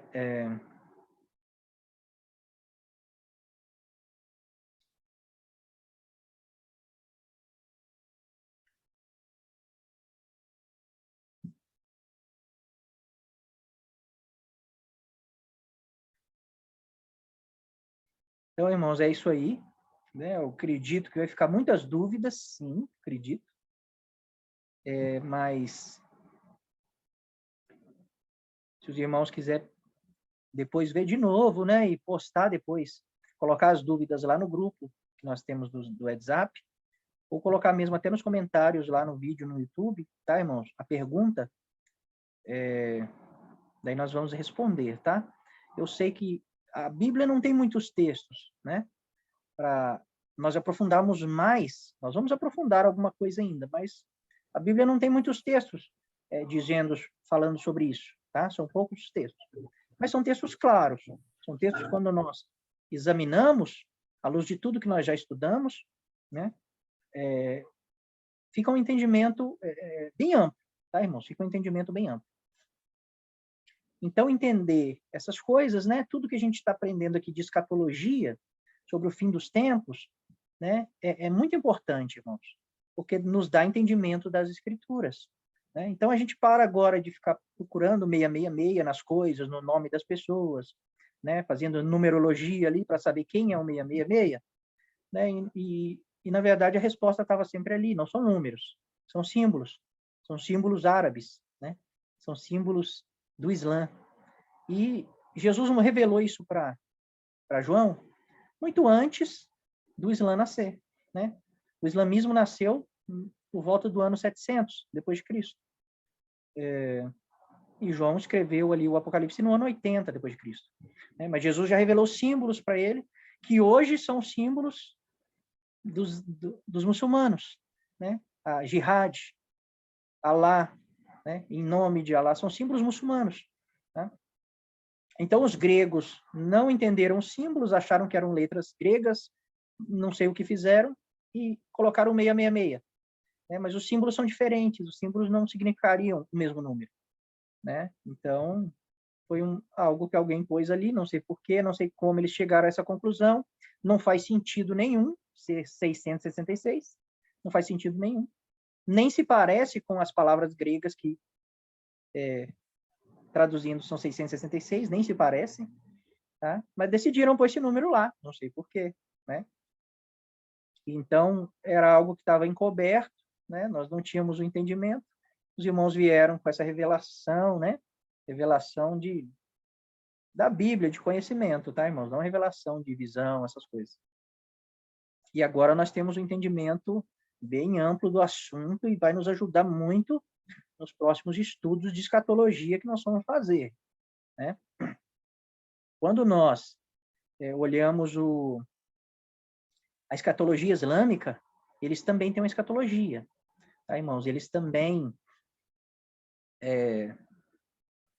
esperam um Messias. Tá? Esse Messias que eles esperam, eles chamam de Mahdi, Mohammed Mahdi. Né? Então, eles esperam esse Messias, ele existiu e ele sumiu. Né? Eles chamam a grande ocultação. E as profecias dizem que ele vai voltar. E quando ele voltar, esse Messias, esse Mahdi, ele vai estabelecer a jihad, a guerra santa. E ele vai juntar todos os muçulmanos fiéis vão se unir a ele na jihad e vão converter todo mundo ao Islã. Então, todo mundo vai ser convertido ao Islã. Todo mundo vai adorar Alá, debaixo da mesma lei. Então, esse Mahdi que eles esperam, irmãos, ele é o anticristo nosso. Tá? Então, o que o nosso anticristo, a Bíblia diz que ele vai fazer, os ensinamentos e o Alcorão dos muçulmanos, eles dizem que o anticristo vai fazer. Só que na escatologia deles, o Mahdi é o Salvador, ele é o Messias, tá? Islâmico. E ele vai vir mostrar que os cristãos, que os judeus, que os budistas, que está todo mundo errado, todo mundo vai ter que se converter ao Islã, né? E a Bíblia diz que ele vai vir num cavalo branco, né? Quando nós vemos lá em Apocalipse, o primeiro selo que é aberto, é um cavalo branco com a coroa, né? É o poder do anticristo, é o anticristo sendo revelado ali, no selo do cavalo branco. E a escatologia deles fala assim que o Mahdi vai vir montado num cavalo branco. Então, a escatologia deles, ela bate com a nossa. Tá? Então, o Mahdi vem, ele reúne todo o povo muçulmano. Quando ele aparecer, ele reúne todo o povo muçulmano e eles vão começar a fazer essas coisas que nós lemos. E eles vão tornar todo mundo islâmico. E hoje, o islamismo é a maior religião do mundo.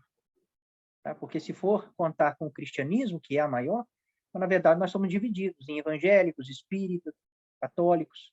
Né? E esse Mahdi vai trazer essa guerra, tá, irmãos? Só que ele vai ser um líder político, né? Ele vai ser alguém que vai começar, né, tentando convencer as pessoas. Então, ele vai começar com um tratado de paz. Tá? Só que na escatologia deles fala assim, que depois de um tempo vai vir alguém nas nuvens. Eles chamam de Dajjal, tá? Que no caso seria o nosso Jesus, o nosso Messias. Então, esse povo vai estar fazendo essa guerra, fazendo tudo isso na grande tribulação, né? Com a fé, com o coração ali, no Corão. Né? E eles acreditam que vão estar estabelecendo a paz. Depois que eles fizerem todo esse caos, todo mundo vai se converter a Alá e vai reinar a paz. E a terra vai voltar a ser um paraíso. Só que enquanto eles estão fazendo isso, eles também estão se preparando para lutar contra o Dajjal, que vem nas nuvens. Tá? Então, quando Jesus vier nas nuvens com a sua igreja, esse povo, aí a Bíblia diz que eles vão se unir. Lá para os 17 fala, esses 10 reis se unirão e pelejarão contra Cristo. E Cristo os vencerá e vencerão os que estão com ele, chamados eleitos e fiéis. Então, eles vão fazer tudo isso e já esperando alguém vir sobre as nuvens. Então, o que vier sobre as nuvens, ele é o mal na escatologia deles. Então, por isso que eles vão, sim, quando Jesus aparecer nas nuvens e arrebatar a sua igreja até as nuvens, aí vai começar Gog e Magog, porque aí todos os reis da terra que estão unidos ao anticristo vão marchar para Jerusalém. Eles vão se reunir no Vale de Josafá para lutar contra aquele que está vindo das nuvens. Então, os irmãos percebem que as escatologias, elas se encaixam, só que na Bíblia deles, eles são os certos, eles vão promover a paz, né? E nós somos os maus, nós somos os infiéis. E o nosso Messias que virá é o anticristo deles. O Dajjal é o anticristo deles, é o mal. E o anticristo e o Messias deles é o nosso anticristo. Os irmãos percebem que, né? Mas qual é a diferença? A diferença é que o nosso Cristo, ele quer, sim, salvar todo mundo, né? Ele quer promover a paz, ele vai transformar a terra em um paraíso novamente. Mas ele provou o amor dele por nós, né? Deus provou que nos ama e que quer nos salvar, e ele provou o seu amor dando o seu filho para morrer por nós. Então, o nosso Deus, né, ele se encarnou e morreu no nosso lugar. O Filho de Deus morreu no nosso lugar para nos salvar, para estabelecer a paz do mundo todo, para salvar quantos ele pudesse. Né? Então, a diferença do nosso Deus para qualquer Deus, irmãos, qualquer Deus, e qualquer pessoa falar aí, nenhum Deus, ele se fez carne e morreu pelos homens. Tá? Nenhum Deus. Não existe esse amor nesses deuses, só no nosso Deus. Então, o nosso Deus, ele trouxe o seu reino, né? Com paz, com as boas novas. Quando ele vier, ele vai exercer justiça. Sim, ele vai matar os infiéis. Como também o Alcorão diz, morte aos infiéis, ele vai matar. Mas ele deu muito tempo, ele foi muito longânimo. Primeiro ele mostrou todo o seu amor. Primeiro ele mostrou toda a sua bondade. Tá? Mas no fim a justiça vai ser feita. Porque Deus é justo. Ele não é só amor. Ele não é só bondade. Ele também é justiça. E ele é toda justiça, assim como ele é todo amor. Né? Então, quando nós olhamos todas as profecias, o anticristo é islâmico. Tá? e ele nasce do Iraque. O trono de Satanás está na Turquia. Esses países vão se levantar. O anticristo vai ser um assírio, um iraquiano, né? E ele vai chamar o seu povo. O anticristo ele vai dizer: eu sou o Mahdi. Tá, irmãos? Então, quando o anticristo aparecer e disser: eu sou o Mahdi, todos os muçulmanos vão segui-lo nessa guerra. Todos. E eles são muitos, irmãos. São muitos. E cada dia eles são mais. Tá? Então, a Europa, praticamente, os países, todos eles, já estão se convertendo ao Islã. A França é praticamente islâmica já. Tá? Então, eles estão indo para as nações e estão convertendo o povo. E nós, o que estamos fazendo? Nós estamos expulsando o povo. Nós não estamos convertendo o povo a Deus, nós estamos expulsando o povo das igrejas. Né? Você pecou, você morreu, você isso, você aquilo. Então, irmãos, é isso aí. Deus abençoe os irmãos que participaram. Os irmãos que vão assistir depois também, Deus abençoe. Se tiver dúvida, pode perguntar, tá, irmãos? Se quiser saber mais, nós falamos também desse assunto um pouco no estudo O Último Êxodo, tá, irmãos? Então, somando os dois ali, dá para ter um entendimento melhor, tá bom? Deus abençoe os irmãos, né, e até a próxima.